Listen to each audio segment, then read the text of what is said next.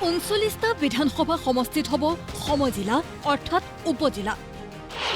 4 আৰু 5 অক্টোবৰৰ পৰা আৰম্ভ হ'ব সমজিলাৰ কাম-কাজ পৰৱৰ্তী সময়ত আন বিধানসভা সমষ্টিত গঠন কৰা হ'ব সমজিলা ফেচবুক লাইভৰ জৰিয়তে মুখ্যমন্ত্ৰীৰ ঘোষণা অসমৰ 39টা স্থানত 39টা বিধানসভা সমষ্টিত অহা 4 আৰু 5 তাৰিখে আমি এই সমজিলাসমূহ প্ৰতিষ্ঠা কৰিম আৰু দ্বিতীয় পৰ্যায়ত আমি বাকি থকা সমষ্টি কেইটাতো এই সমজিলাসমূহ নিৰ্মাণ কৰিম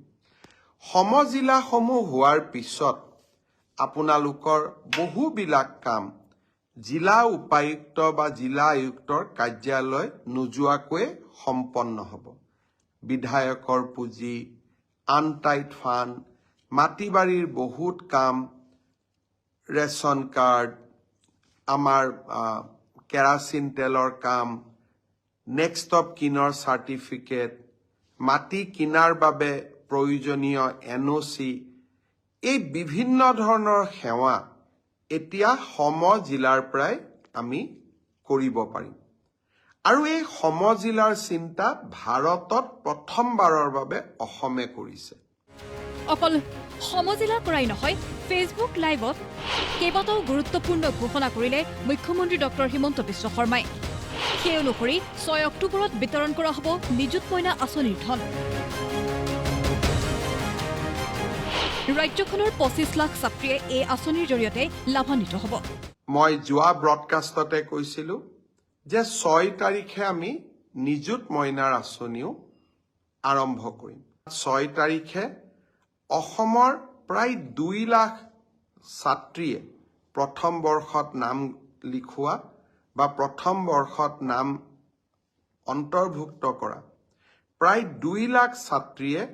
নিযুত মইনা আঁচনিৰ সুবিধা লাভ কৰিব তাৰোপৰি 30 ছেপ্টেম্বৰত মুখ্যমন্ত্ৰীৰ আত্মনিৰ্ভৰ অসম আঁচনিৰ প্ৰথম কিস্তিৰ ধনো বিতৰণ কৰা হ'ব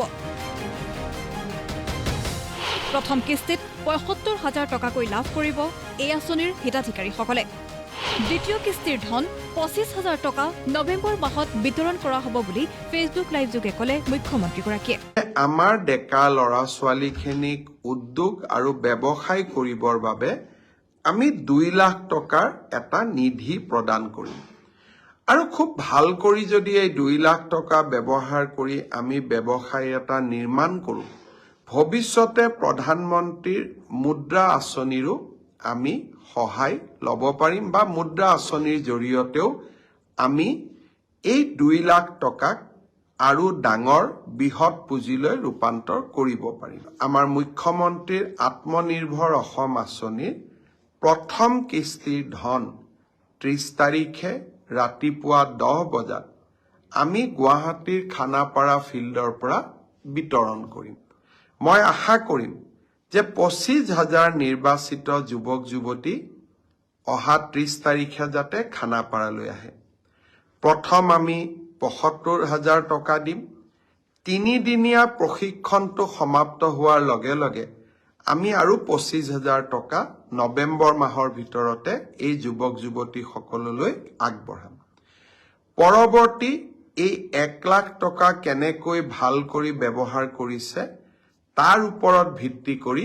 আমি পৰৱৰ্তী সময়ত